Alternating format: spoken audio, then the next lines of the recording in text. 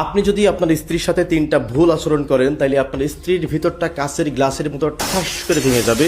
পরে আপনি কোটি টাকা দিয়ে ওইটা জোড়া লাগাইতে পারবেন না। হয়তো আপনার স্ত্রী আপনার সঙ্গে হাসবে, খেলবে, মজা করবে, কিন্তু এটা মাগার মন থেকে না। তাই শিখে রাখেন, এই 3টা আচরণ কখনো আপনার স্ত্রীর সঙ্গে করবেন না।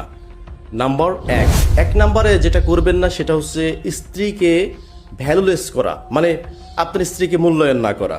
আপনার স্ত্রী যখন কোনো কথা বলবে তখন সেটা মনোযোগ সহকারে শুনবেন, যে সে কি বলতেছে, তার কথার সঠিক হইলে পারে গুরুত্ব দিবেন, যদি সঠিক না হয় তাহলে বুঝাই কইবেন যে এইটা এমনি এমনি হইবে। আর আপনি যদি তাকে একেবারে ভ্যালুলেস ধরেন, মানে তার কোনো ভ্যালু নাই, এইটাতে সে মনে কিন্তু হিট পায়, এবং এই হিটের ফলে কি হয় জানেন, যে আপনার প্রতি যে আত্মবিশ্বাস এবং সম্মান এইটা কিন্তু থাকবে না। দিনের পর দিন আস্তে আস্তে আস্তে আস্তে এটা 0%-এ নেমে আসে। এরপরে সংসারের শান্তি বলে যে জিনিসটা, এইটা আপনি আর পাবেন না। তো এই ভুলটা আপনি কখনো করবেন না। এরপর 2 নম্বরে, এটা হচ্ছে মারাত্মক ভুল, অনেকেই করে ফেলে, হয়তো বুঝতে পারে না। কারণ ওই যে বলে যে বউ তো কিছু মনে করে নাই, কিন্তু রে ভাই, ও মন থেকে যেটা ভাবতেছে আপনার ব্যাপারে, কিংবা মন থেকে যদি ভিতরে ভিতরে শেষ হয়ে যায়, ও কিন্তু আপনারা বুঝতে দিবে না।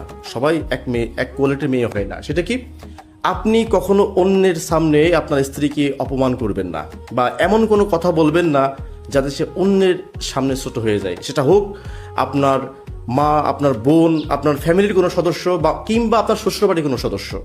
মানে একটা মেয়ে বিয়ে করার পরে তার সমস্ত দায়িত্ব এসে পড়ে হাজবেন্ডের উপরে। মানে বিয়ে করার পরে কিন্তু মানুষজন জিজ্ঞাসা করে না যে তোমার বাপের নাম কি, তখন জিজ্ঞাসা করে তুমি কার বউ, বা তোমার হাজবেন্ডের নাম কি। মানে বিয়ের পরে একটা মেয়ের মানে সবচাইতে বেস্ট পরিচয় হচ্ছে তার হাজবেন্ড। তো সুতরাং অন্যের সামনে আপনি আপনার স্ত্রীকে কখনো অপমান তো করবেনই না। পাশাপাশি যদি আপনার সামনে আপনার স্ত্রীকে কেউ অপমান করার চেষ্টা করে, কিংবা এমন কোনো কথা বলে যে আপনার স্ত্রী সেই কথায় ছোট হয়ে যাবে, সঙ্গে সঙ্গে আপনার স্ত্রীর পক্ষ নিয়ে আপনি ডিফেন্ড করবেন। কারণ এইটা ভাই আমার কথা না, সূরা বাকারার 187 নম্বর আয়াতে বলা হয়েছে যে স্ত্রীগণ হচ্ছে তোমাদের পোশাক, আর তোমরা হলে তাদের পোশাক। এর মানে কি জানেন, যে এই যে আমি যে গেঞ্জিটা পরে আছি, এখন এই গেঞ্জিটা যদি ধরেন গুলিস্তান মোড়ে গিয়ে আমি খুলে ফেললাম, কিংবা মনে করেন যে আমি লুঙ্গি পরে ধরেন হচ্ছে গুলিস্তানে ঘুরে বেড়াচ্ছি, এখন ওই গুলিস্তান মোড়ে হঠাৎ করে আমার ধরেন লুঙ্গি খুলে গেছে, তো এখন বলেন তো ইজ্জত কি লুঙ্গির যাবে না আমার যাবে?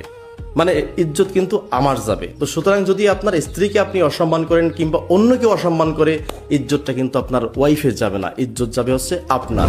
ঠিক এমনভাবে হিন্দু ধর্মের ঋগ্বেদে বিবাহ সূক্ত 85 উল্লেখ করা আছে স্ত্রীকে একজন কুইন হিসাবে উপস্থাপন করার জন্য। মানে আপনি যদি রাজা হন, আপনার স্ত্রীকে বানাইতে হবে কি রানী। মানে এখন রানীকে যদি কেউ অপমান করে, রাজা কি বসে থাকবে? তো প্রত্যেকটা ধর্মগ্রন্থে স্ত্রীকে প্রপার সম্মান করার